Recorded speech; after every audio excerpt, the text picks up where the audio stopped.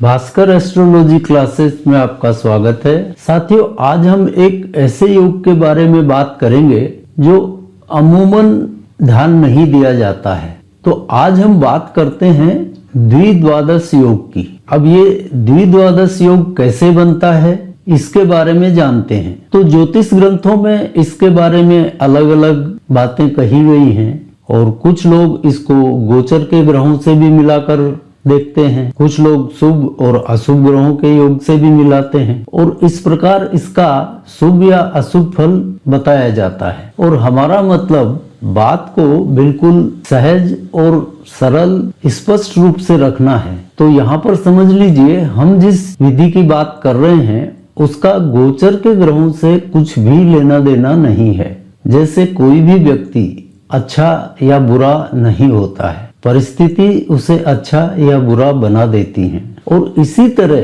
कोई भी ग्रह अच्छा या बुरा नहीं होता है।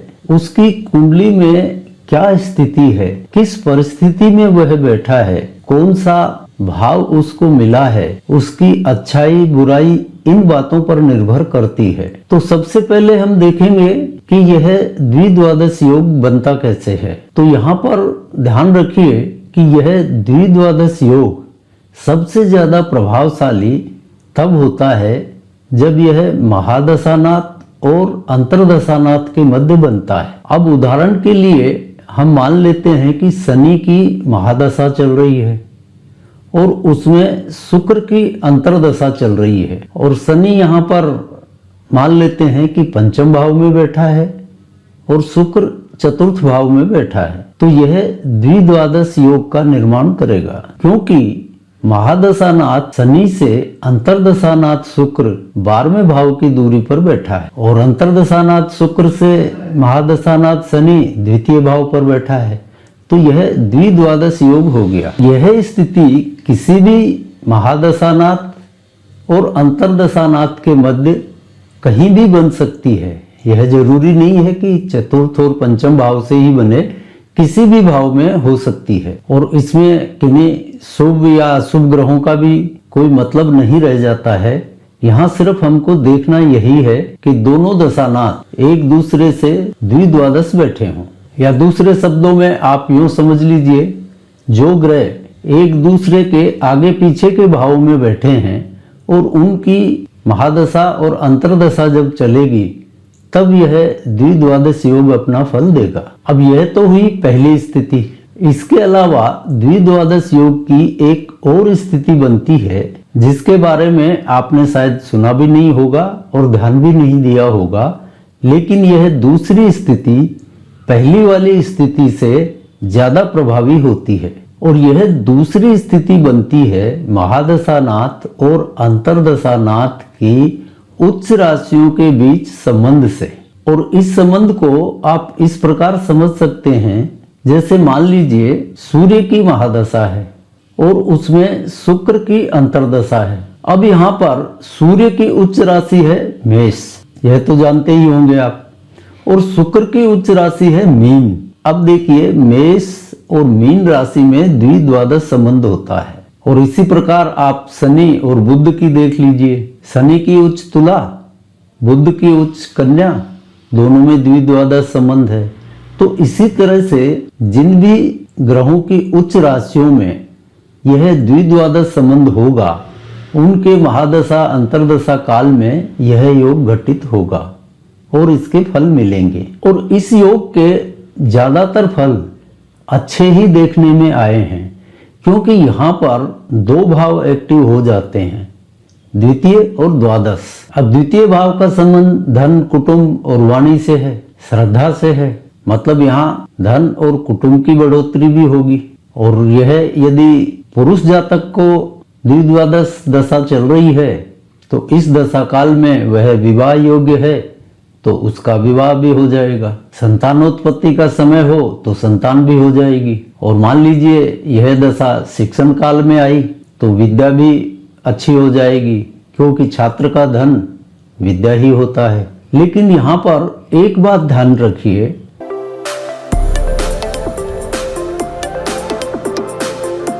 कि यह दशा यानी द्विद्वादश दशा पुरुष जातक को आती है तो उसको ये सारे फल मिलेंगे, लेकिन स्त्री जातक में यह दशा आती है तो उसको सारे फल तो मिलेंगे लेकिन उसका विवाह नहीं हो पाएगा। बस यही मुख्य फर्क है स्त्री और पुरुष जातक में। पुरुष जातक का यहाँ विवाह हो सकता है जबकि स्त्री जातक का नहीं होगा। यहाँ हमने द्वितीय भाव के मोटे मोटे फलों की तो बात कर ली है। अब यहाँ पर द्वादश भाव भी एक्टिव होगा, तो इस द्वादश भाव के क्या फल मिलेंगे, तो आप द्वादश भाव के कारकत्व यहाँ पर देख लीजिए। जैसे जातक में एक उतावलेपन और जल्दबाजी की आदत होगी, किसी भी काम को करने के पहले ज्यादा सोच विचार नहीं करेगा, जो करना है वह कर डालेगा आनन फानन। निद्रा का शौकीन होगा, मजे में सोएगा यानी नींद बढ़िया आएगी, और जितना कमाने का शौकीन होगा उतना ही खर्च करने का भी शौकीन होगा। घूमना फिरना, विदेश यात्राएं, खर्च करने का शौक, ऐसा उसका स्वभाव हो जाता है।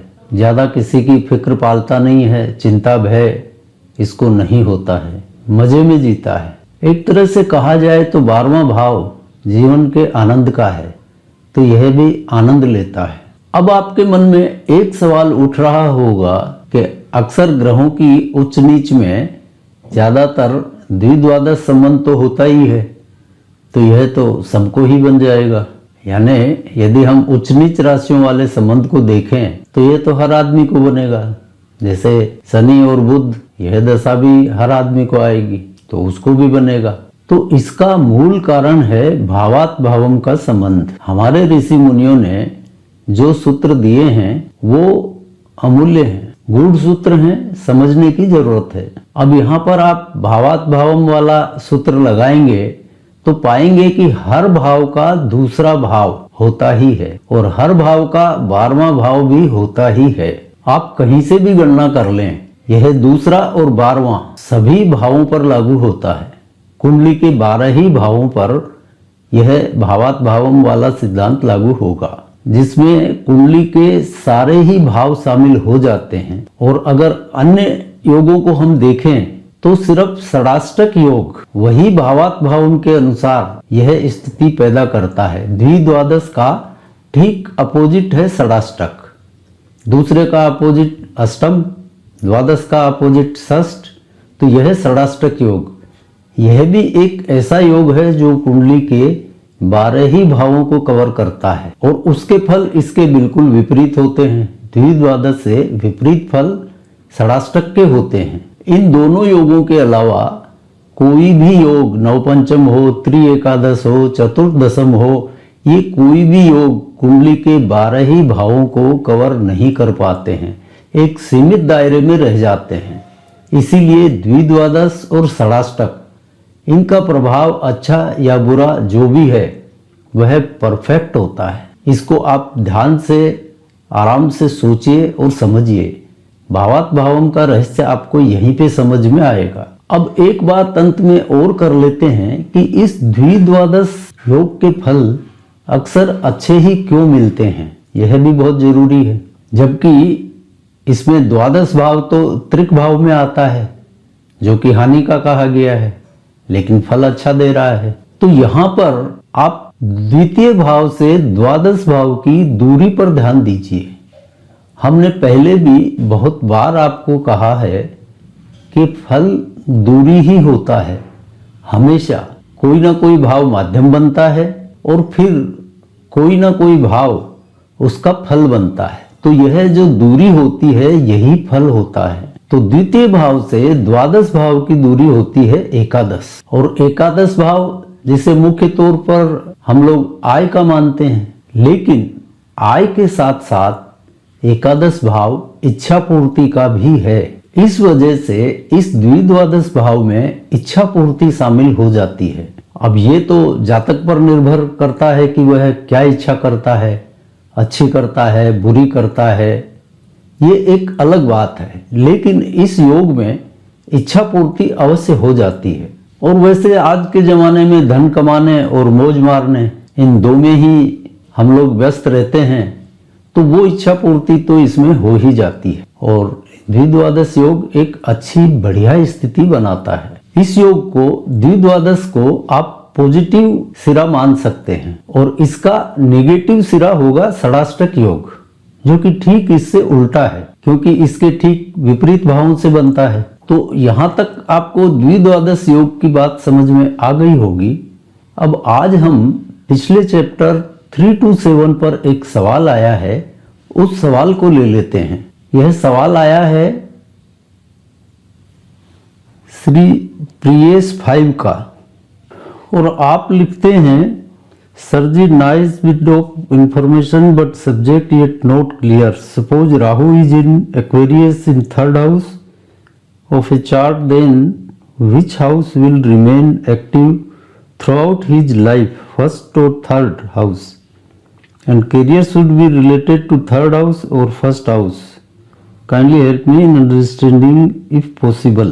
तो प्रियेश जी, इसका जवाब बिल्कुल सीधा साधा सा है, और आपने उस वीडियो को 3 to 7 वाले वीडियो को ध्यान से देखा होता तो इस सवाल की आवश्यकता नहीं पड़ती। खैर, जब आप 3rd हाउस में एक्वेरियस राशि बता रहे हैं, यानी राहु कुंभ राशि में बैठा हुआ है, तो यहाँ पर स्वाभाविक ही केतु सिंह राशि में होगा सामने ही, और आपकी इस सिचुएशन से यह धनु लग्न की कुंडली होगी। यहाँ राहु और केतु अपनी उच्च राशियों में बैठे हैं, ध्यान दीजिए, उच्च राशियों में बैठे हैं, और उच्च राशियों में बैठे होने की वजह से इनकी अपनी उच्च राशि से दूरी सिर्फ एक भाव की ही होगी, यानी यह लग्न ही एक्टिव करेंगे। और आपने राहु केतु के पुराने वीडियो देखे होते तो यह आपको स्पष्ट हो जाता कि यहाँ पर राहु 3rd हाउस को डीएक्टिवेट करेंगे और 11th हाउस को एक्टिव करेंगे। और हमने जिस सूत्र की बात की थी